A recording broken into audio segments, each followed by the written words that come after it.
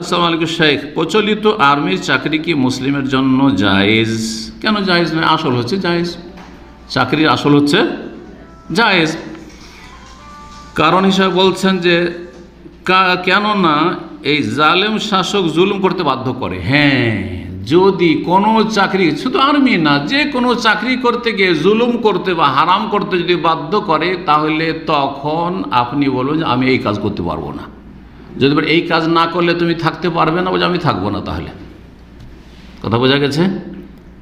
আর্মিটা বাদ দেন, আপনার যারা প্রবাসী আছেন, আল্লাহ না করে আপনার ম্যানেজার কোনো জালেম, সে আপনাকে বলছে যে তুই যা অমুক জায়গায় মদ পাওয়া যায়, আমার জন্য মদ নিয়ে আয়। জায়েজ? জায়েজ? হারাম।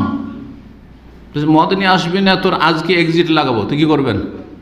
লাগিয়ে দাও। আল্লাহর জমিন প্রশস্ত রয়েছে, আল্লাহ আমার জন্য রিজিক, যেখানে যাবো সেখানে রিজিক নামাবেন। কথা বোঝা গেছে না?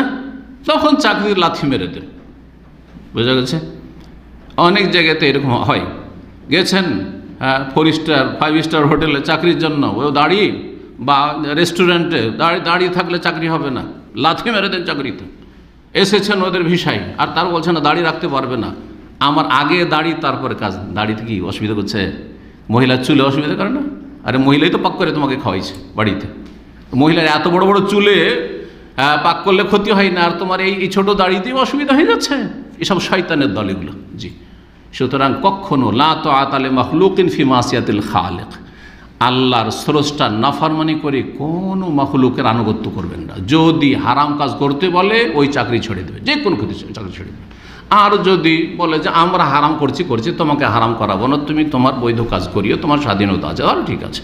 যতক্ষণ পর্যন্ত আপনার দ্বারা জায়েজ কাজ নেবে যে কোনো আপনার ক্ষেত্রে, সেটার মধ্যে একটি সেনাবাহিনী, ততক্ষণ কাজ করবেন। যখন দেখবেন যে হারাম কাজে বাধ্য করছে, তখন সেখান থেকে বেরিয়ে আসবেন। আপনি বলবেন যে আমি এই কাজ করতে পারবো না।